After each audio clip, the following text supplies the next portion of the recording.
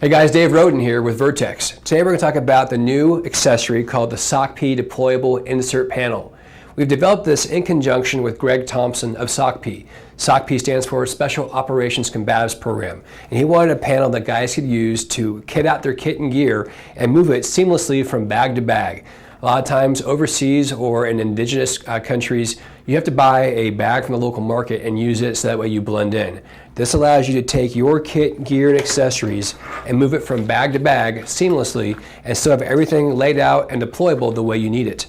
At the bottom, we have alligator clips that allow you to attach this to the bottom of the bag so that way it doesn't come out when you go to pull or draw a holster.